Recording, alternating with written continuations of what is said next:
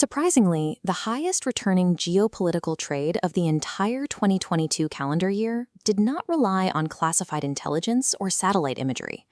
Russia invaded Ukraine on February 24, 2022, but institutional capital began moving exactly 30 days earlier, on January 25th.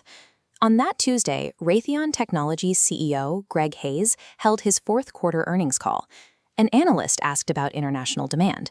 Hayes pointed directly to tensions in Eastern Europe, stating clearly, "I fully expect we're going to see some benefit from it."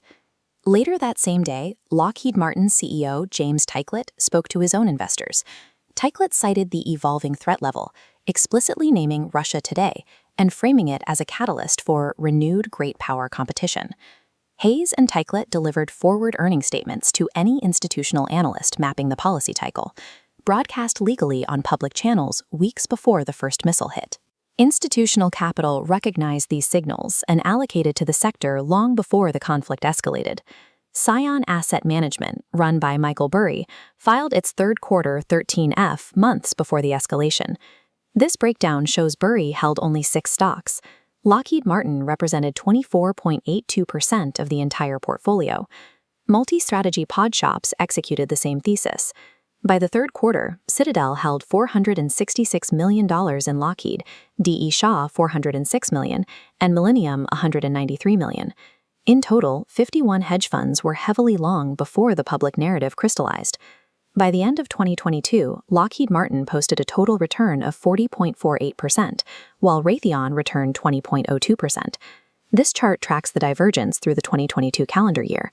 While defense stocks skyrocketed, the S&P 500 plummeted to negative 18.17. These returns reflect deliberate sector-level positioning by funds that identified a narrative shift in the making. Beneath the geopolitical headlines, the trade relied on a mechanical valuation framework.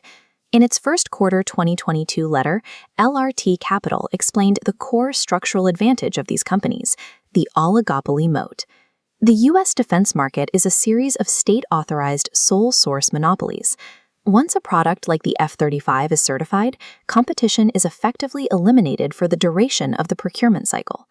Value and long-duration funds used the structural certainty to define their entry point. Clough Capital documented their exact methodology in an SEC filing. This gauge shows free cash flow yield. Following years of underinvestment, these defense stocks were trading in a high-yield entry zone between 7 and 9%, marking the exit point. By purchasing high-yield monopolies just before a known policy cycle, hedge funds captured a predictable expansion in valuation. If conflict expands backlogs, we have to isolate why some military events generate massive returns while others produce zero alpha.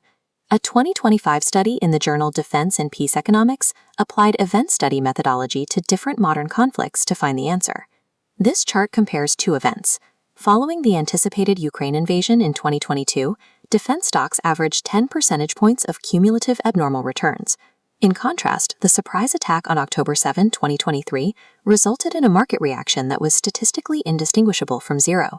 The anticipated event generated a massive surge, while the genuine surprise generated no relative gain.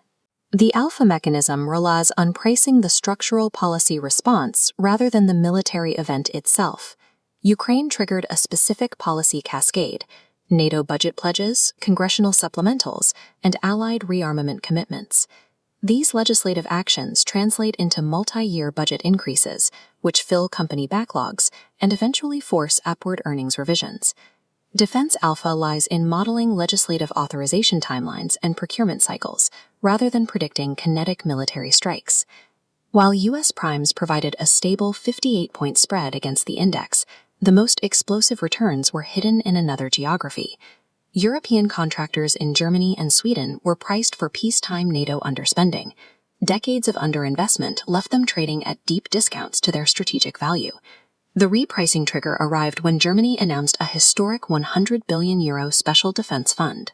This chart plots the trajectory of German contractor Rheinmetall.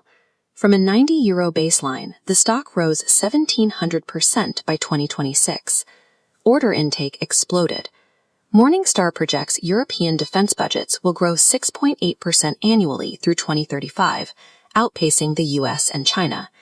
US-centric funds captured the stable leg of the trade, but they missed the largest possible gains by failing to track assets moving from peacetime neglect to a wartime supercycle. The ultimate evolution of this thesis is a trade that requires no geopolitical conflict or emergency government spending to function. In 2023, Chris Hone and TCI Fund Management began an aggressive accumulation of GE Aerospace. While the market focused on a broken conglomerate, Hone identified a pure-play commercial aircraft engine manufacturer sitting inside a structural duopoly. There are only two players in the narrow-body engine market, and there has not been a new entrant in over 50 years. This duopoly provides absolute pricing power. Pricing even 1% above inflation guarantees that profits grow faster than revenue as margins expand. TCI's conviction was reflected in the sizing. By late 2025, GE Aerospace represented $14.3 billion, or over 27% of their entire U.S.-listed portfolio.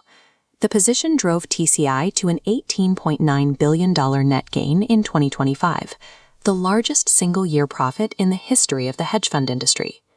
From wartime backlogs to commercial engine duopolies, the most dominant compounders on Wall Street are found where competition has been legally or structurally eliminated.